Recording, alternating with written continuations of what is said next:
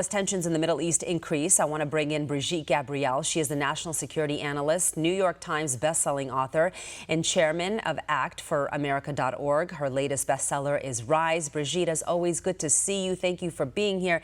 The news is changing the last couple days, with every single second.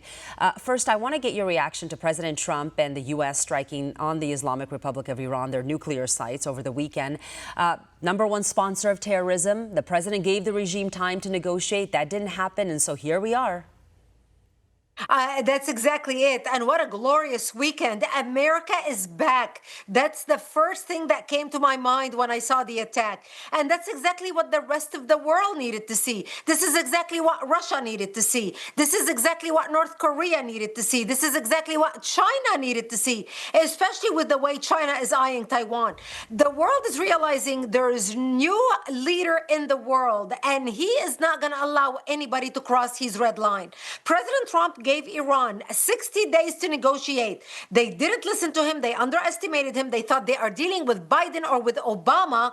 And finally, on the 61-day, Israel attacked. And I'm so glad that we finally made the decision to destroy the Iranian nuclear reactor. You know, Stella, you and I have been talking about this. We have been working on this for years. Finally, it took somebody with the guts like President Donald Trump to take the action that we needed to take in order to once and for all paralyze Iran, destroy the nuclear project, because finally we relieved the world from having nuclear power at the hands of a mullahocracy, Shiite radical Islamist driven with a messianic vision of bringing an end to the world. And President Trump has been talking about this since 2011, before he was ever in politics. So the regime has responded by launching missiles at our base in Qatar. Everything's okay. They vowed to continue. What do you think the administration should do? Well, I loved what President Trump just put out. He said, thank you, Iran, for notifying us. This way we avoided casualties. And he said they finally got it out of their system. And so he acknowledged that they attacked and, they saved face. Look, Iran is basically obliterated right now. Their long-range missiles are gone. All they have is short-range missiles.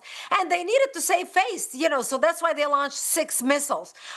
6 is still a lot. I mean, thank God it did not hurt anybody on the ground, but 6 is nothing compared to what they could have reacted. That means they just wanted to show the world that, hey, we took action. This also saves them face in front of their base in Iran. It shows that they stood up to the United States. And now, like President Trump said, they got it out of their system. And I'm glad we're not getting involved in the war. We're not getting dragged into a war.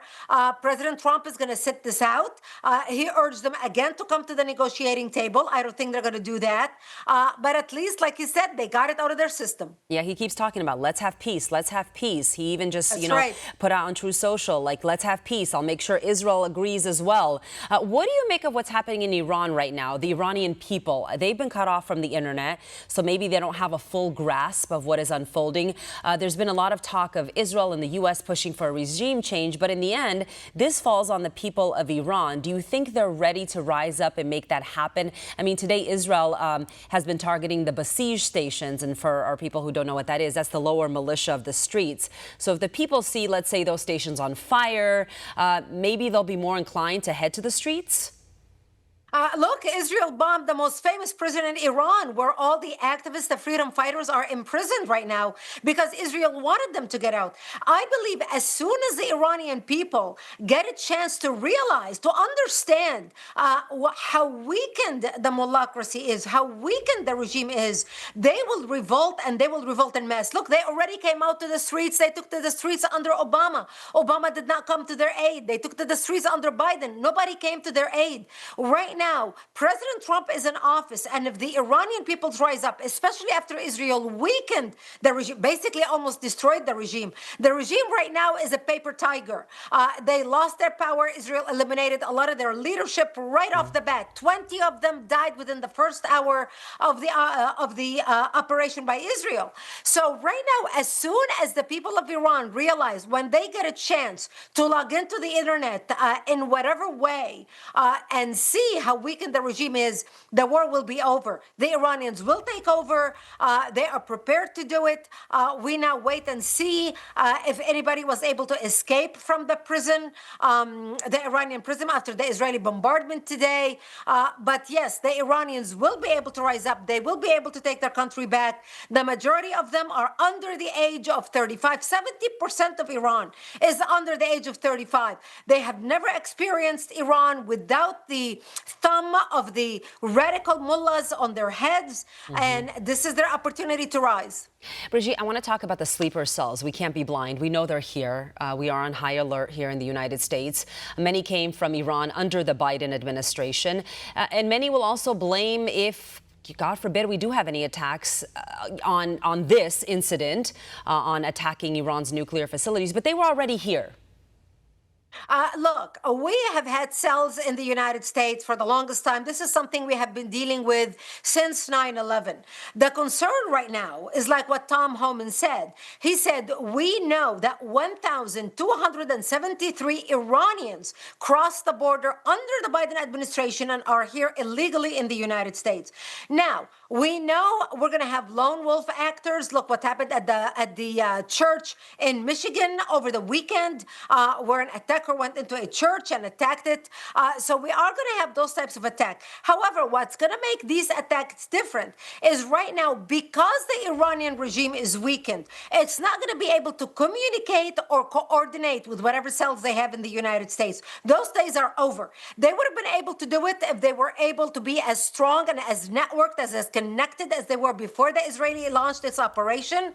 But after the Israeli operation with the regime weakened, the center, the operation and command center in Iran is weakened, and they will have no way of communicating with their operatives on the streets of the United States. So whatever these sleeper cells do here in America, it's going to be a lone wolf attack. And that is something the only way we can protect ourselves against is to be vigilant, for the American people to, if they see something, say something, be prepared. And also, I'm sure the FBI right now is monitoring anybody who is connected to Iran in any way, shape, or form, who is on our list as a suspect.